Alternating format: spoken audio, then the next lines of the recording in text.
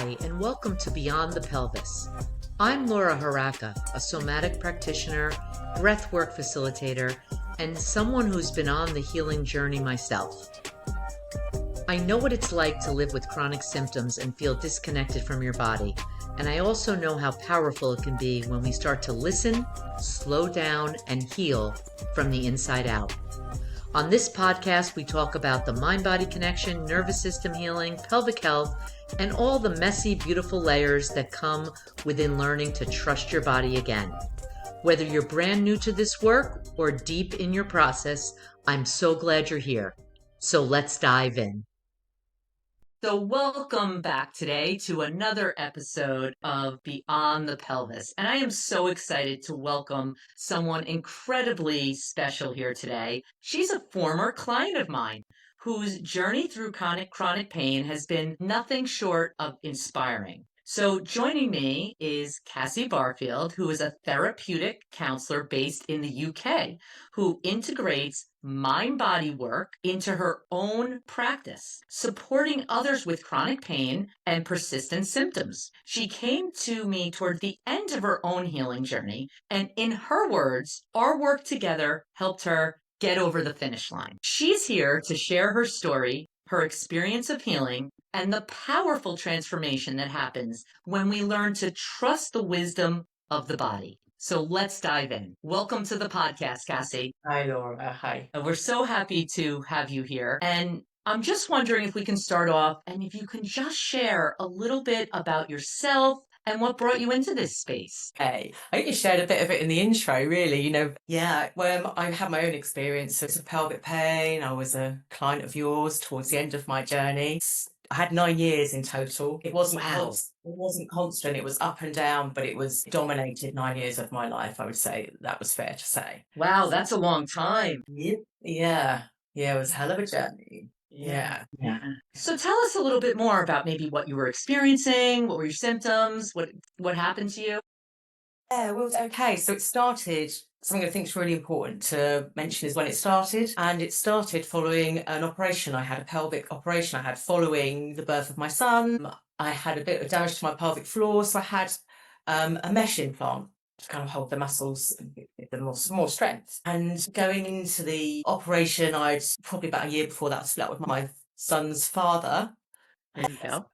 Had all of that going on, and as amicable as it ever is, it's still it's a massive event, and there was a lot of stuff and emotions going around. So I had that going on the year before. Then I had this mesh operation, which was meant to be really simple, in and out in a day, all sorted. It was very much not like that. Literally I was on antibiotics the first week after I had the operation. Then as soon as I came off the antibiotics, I started getting UTIs. Wow. I started getting them, I'd have one, I'd be on a 5-day course of antibiotics, I'd come off it within 2 days, I'd be back, have another infection. Then they started progressing to kidney infections. And this was just going on and on for weeks and then months. And then I was trying different antibiotics and I'd perceive them to stop working. And then I'd have a stronger course from the doctors. And then I don't know at which point they stopped being real UTIs. Yeah, I was going to say, so it showed up that these were actual infections on the test. Two did. Okay. Important to talk about, right? Really important. I remember being in the doctors going, you must test it again, there's got to be something going on, and the fear was increasing and the focus was increasing, and I was in the GPs and doctors all the time, at least once a week, trying to, work out what the hell was going on, getting more antibiotics, getting more testing. And they were giving me more antibiotics each time because the symptoms were so severe. And on occasions I'd have increased temperature as well. So they were just erring on the side of caution. So this was going on. Sure. Some of these tests you had done too. I'm just curious if you can tell us, what tests did they do? Well, it's just doing standard urine culture tests. Okay.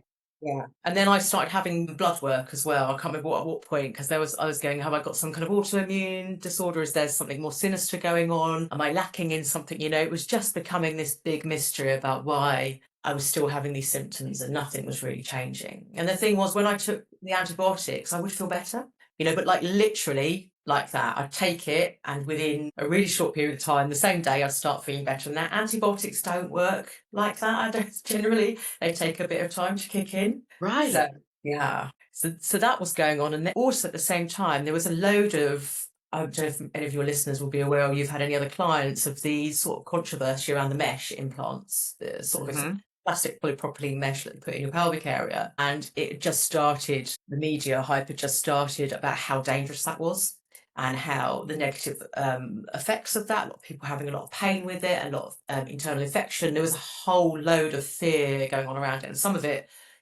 mine was something different, but there were other women who did actually have nerve problems due to the mesh. It was a time of a lot of fear around it. And I was like, I was fine before I had the mesh. I'm now not fine. It has to be the mesh. Right. Yeah. So I went and got the mesh removed at great cost to myself, thousands of pounds. In the UK, we have we pay national insurance. We pay insurance. We have the healthcare service paid for. That's how it should be. Yeah.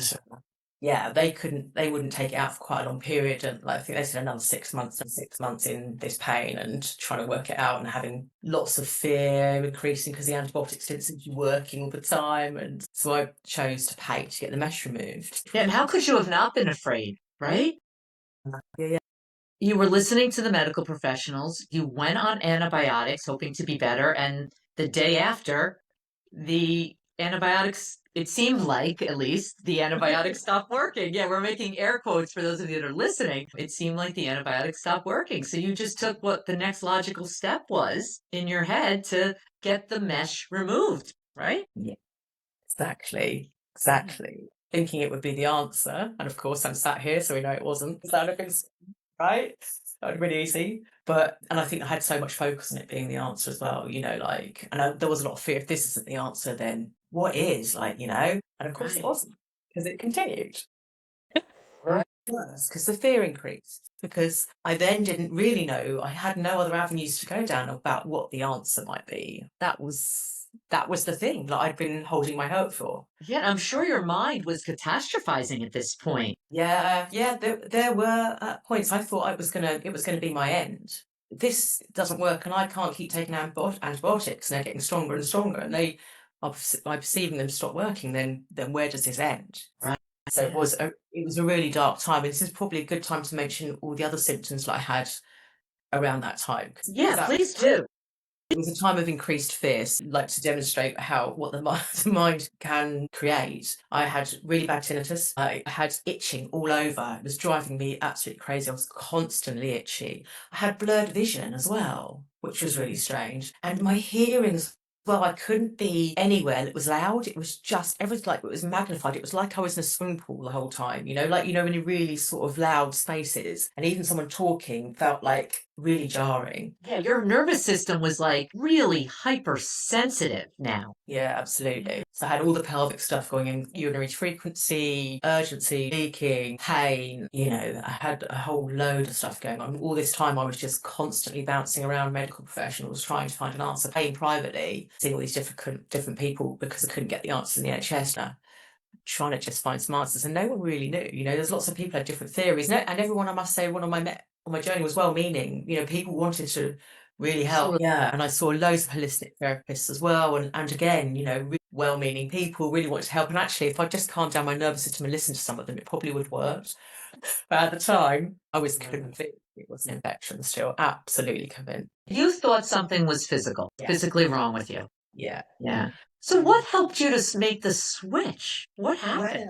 It did end there because I found someone who would treat it as an infection, and it's probably a name the community will have heard, pelvic pain community will have heard, and that's Professor Malone Lee, and he's based in London in Harley Street, and he is, he really wants to help as well. He was my experience, he was a really good guy who really wanted to help, but the way he saw it was high dose antibiotics. It was an embedded infection that was not showing up on test because it was low level anyway. And that's important because I have a lot of clients that say, oh, I have an embedded infection. So I just wanted to reiterate that. Yes, and that's the theory around it. Embedded infection, it's not showing up on standard tests. He tested the urine a different way, which was to do with certain cells showing. I can't remember the exact, but mine never tallied up with my symptoms anyway. So that, even looking back, didn't make sense to me. I was so convinced that I needed these antibiotics He was going to give them to me. That was it. Eventually, it would run its course and it would be okay. A really in-depth culture at that time with another doctor. They send the culture off and they do it for days.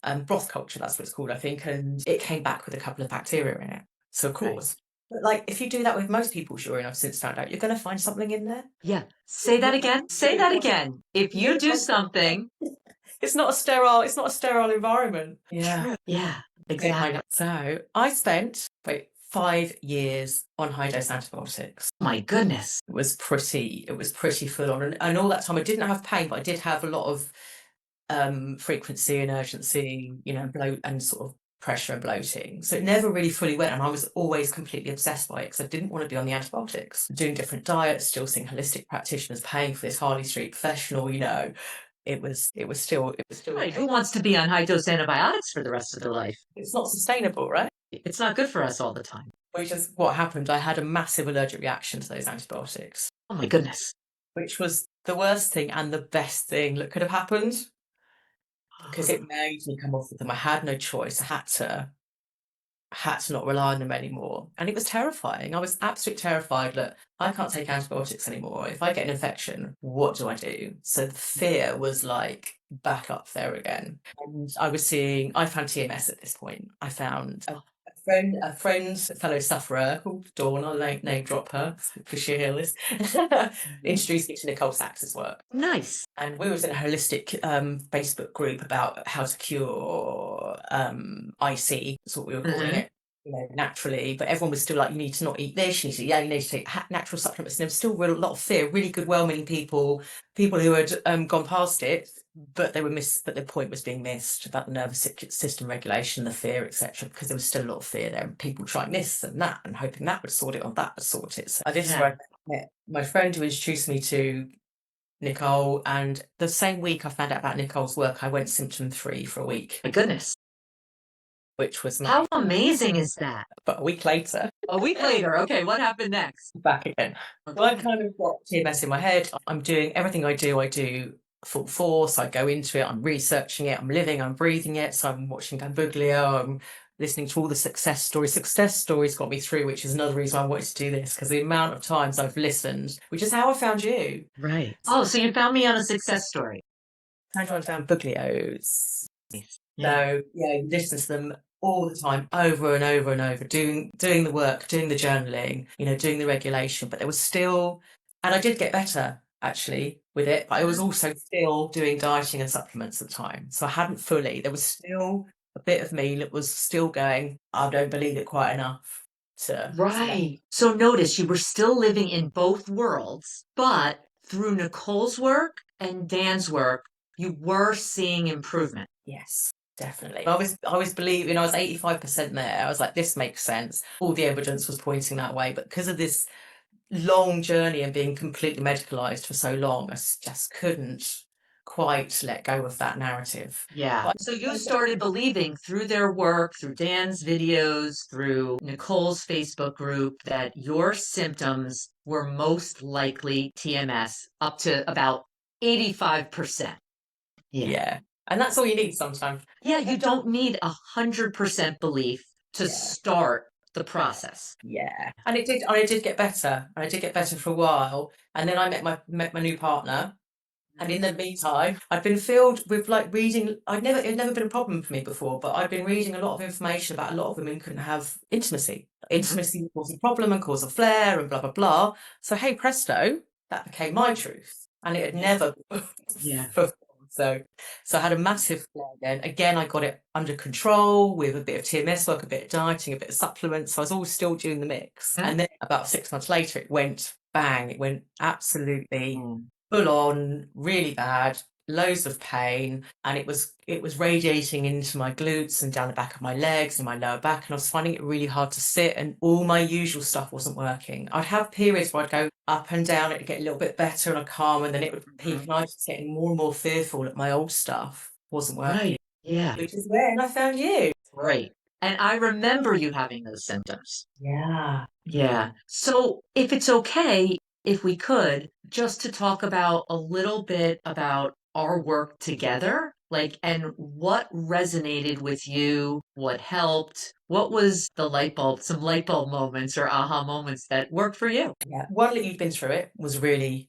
valuable to me, like done that journey and then just seeing you on the other side of it and where you were was like gave me a kind of trust in you. Yeah, true.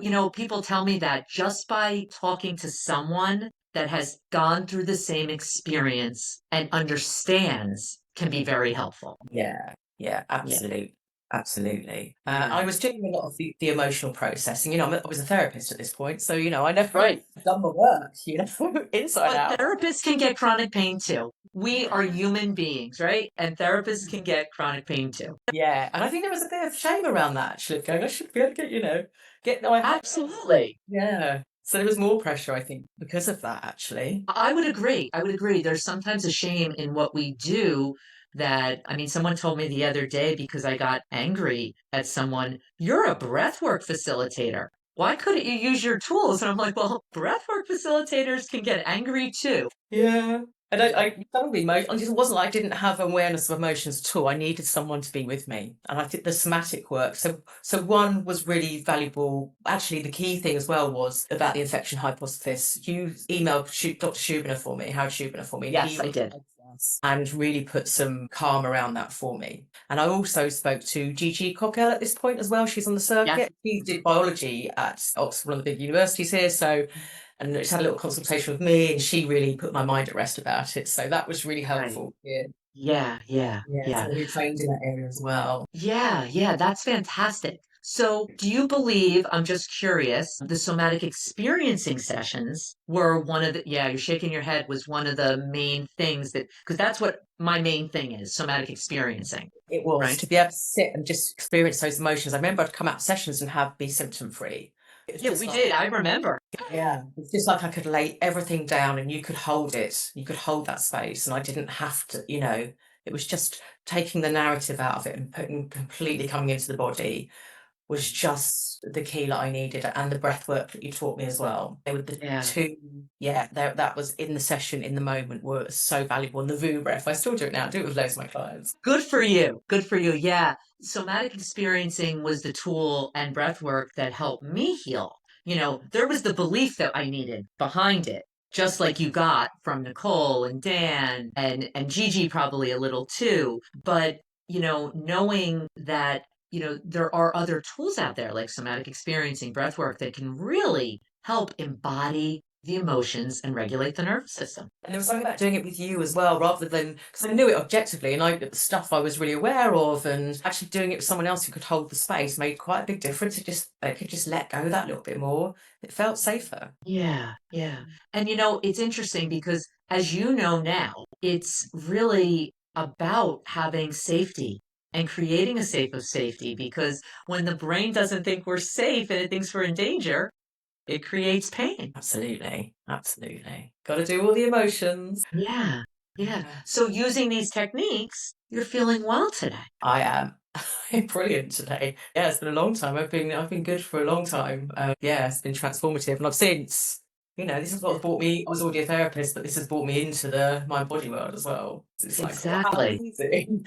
If I could do this for someone else. Yeah, and I'm sure you want to help other people with this now as well because of all the knowledge you know. And I'm just curious, looking back, you said in the beginning of this podcast about the antibiotics helped, and the second you got off, they stopped. And I'm curious, looking back now, do you think the antibiotics made you feel safe, or do you think it was the placebo effect, or a little of both? I think there was a turning point. I think they were working. I think there was a genuine infection to begin with. I'm not sure whether the turning point was, but because my belief was so strong in the chronic infection hypothesis, that was my answer: antibiotics. They absolutely. I'd even have them even if I had them, I'd feel better in the house.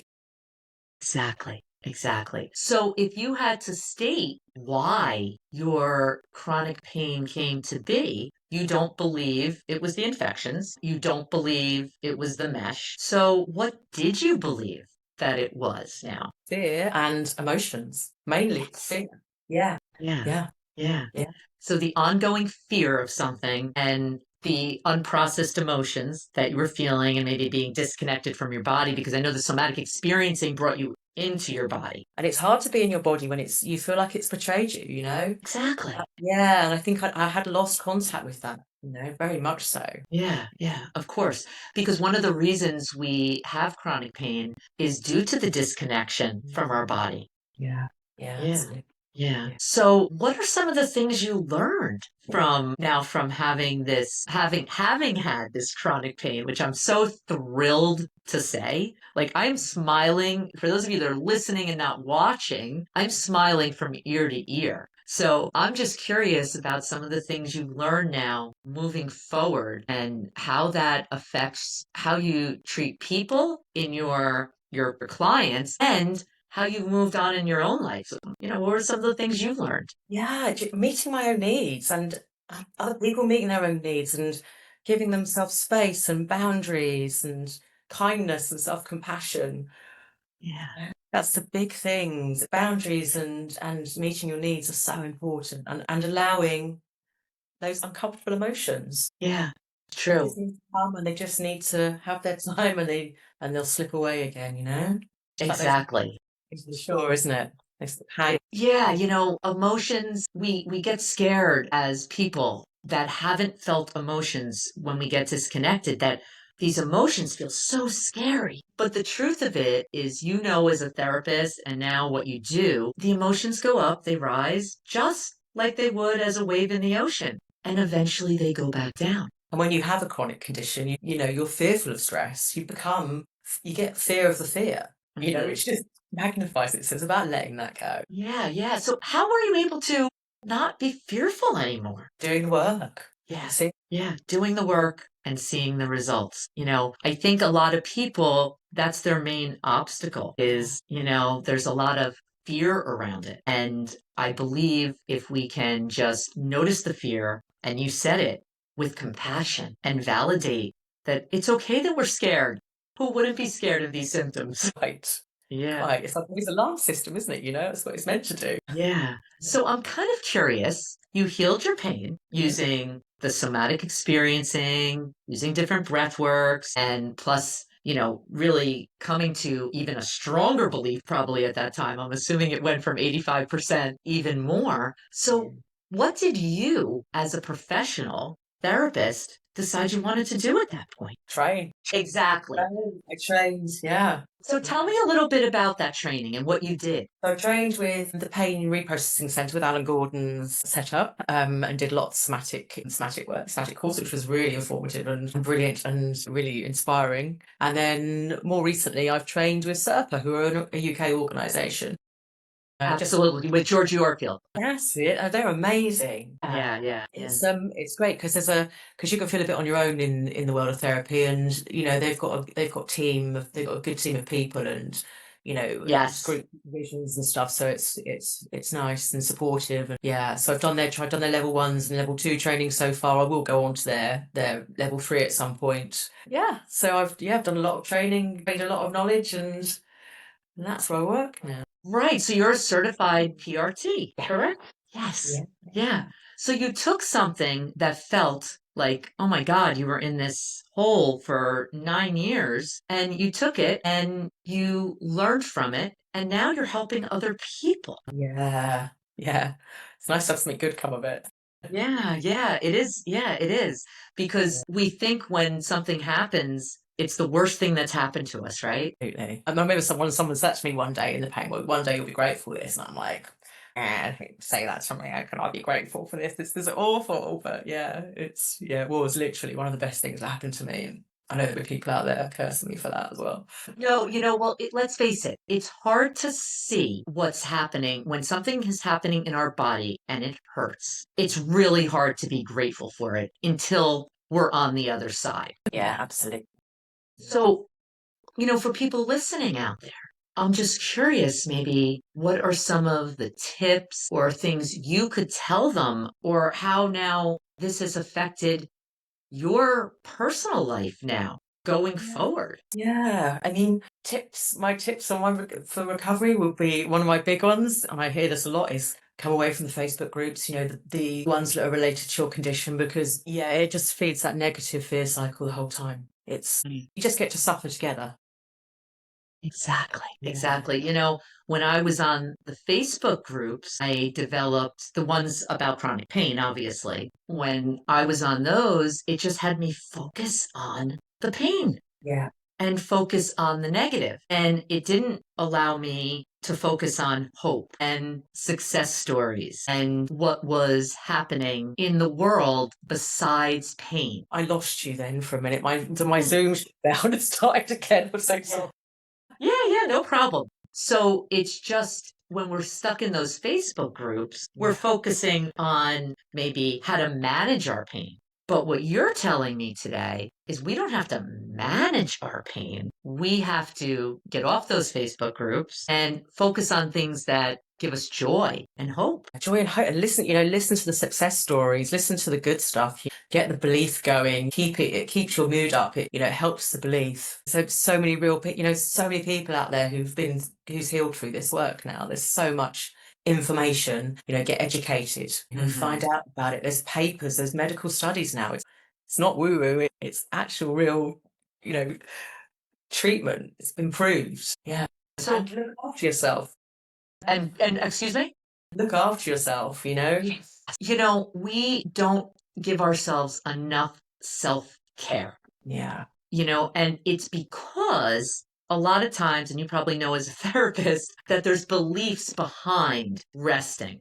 There's beliefs behind giving ourselves self-care. So sometimes we have to look at the beliefs why we're not giving ourselves self-care and understand that the truth about self-care is it's almost non-negotiable. It is. I'm glad you said those words, actually, because I've got non-negotiables now, and that is, I've got a dog. I walk my dog twice a day, and that has been amazing. Like, so I'm out in nature. I see local people who've also got, there's connection and there's the bilateral movement. It's really calming and gives me focus. Yoga is a non-negotiable for me now, because even, I might be really resistant to get on the mat some days, but as soon as I've done it, even if it's just gentle 15, 20 minutes, I feel so more grounded and connected to myself. Exactly. And it's so funny. People say sometimes that I don't have time to do self-care. But when I started making self-care, and that doesn't mean going for a massage, it could mean that, but it could mean just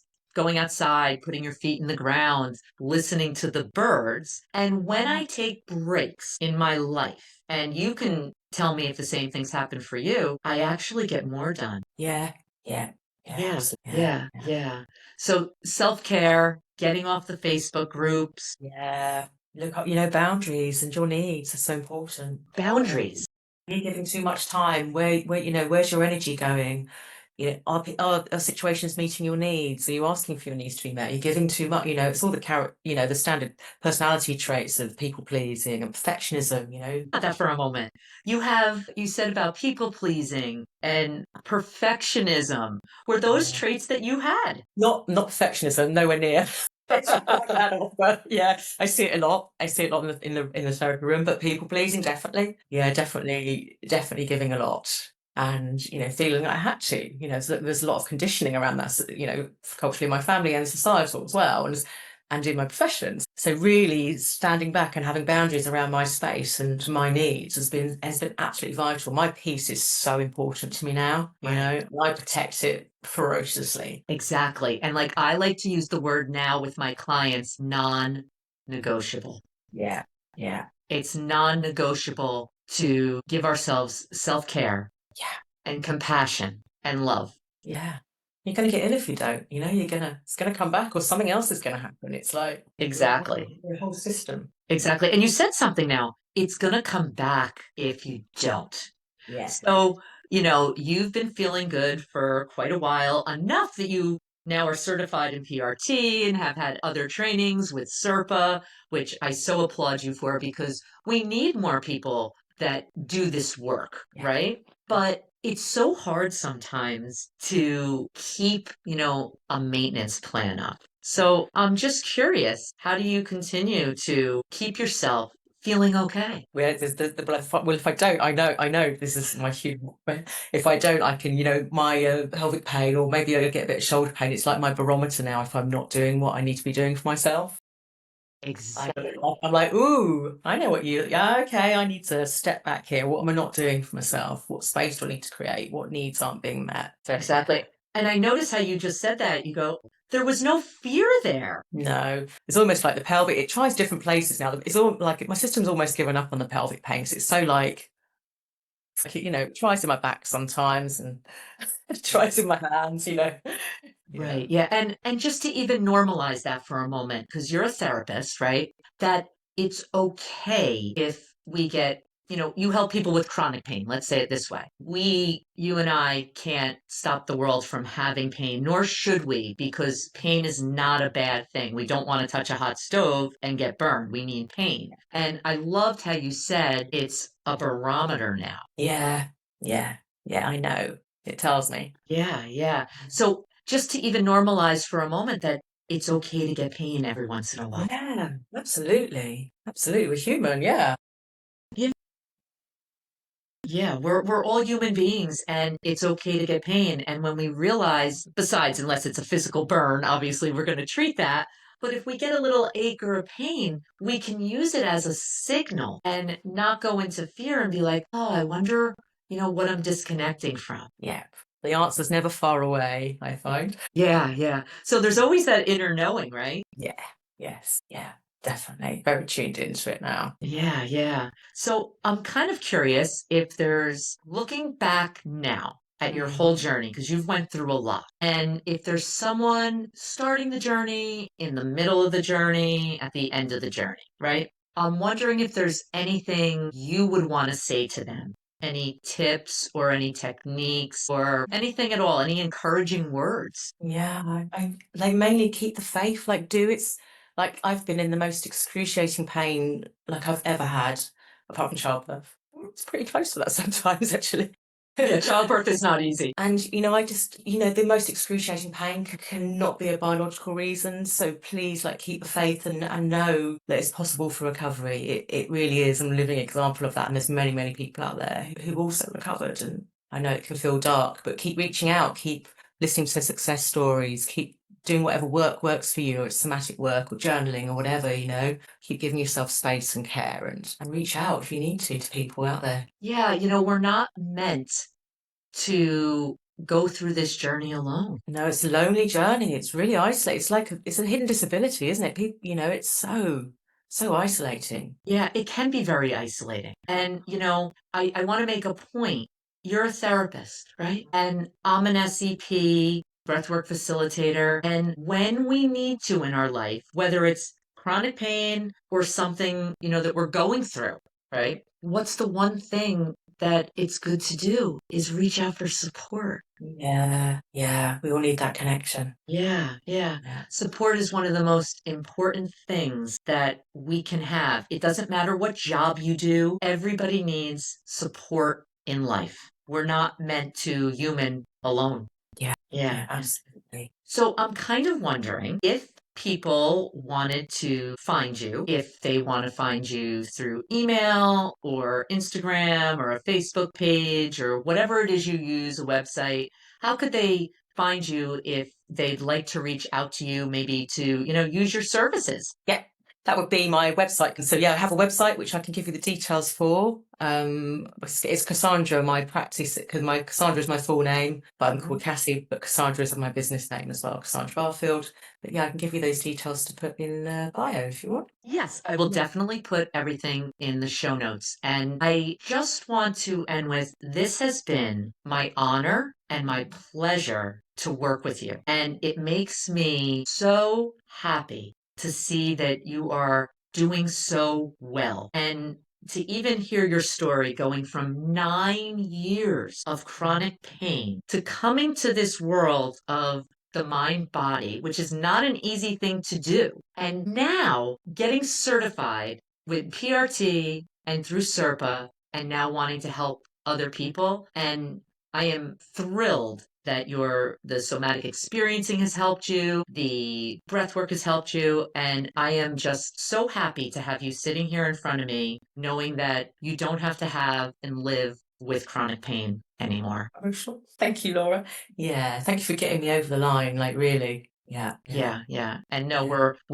we're always here, to support each other. And I am so proud of you as well for sharing your story, because it's not easy to do what Cassie did today, to share these symptoms, because we do it. And I'll share what she just said, and I'll end with what she shared in the beginning. She did this because she really wants to help other people. And that's genuine, because her hope is to help other people heal, even just by hearing this. Yeah, thank you. And to be on a success story rather than listening to them is just like amazing. Yeah, exactly. So, Cassie, I want to thank you for being on the podcast today. I am so happy you were here today, and it was my pleasure to interview you. Thank you, Laura. Thank you. Thanks for tuning in to this episode of Beyond the Pelvis. I hope it gave you something to think about, feel into, or just a reminder that you're not alone on this path.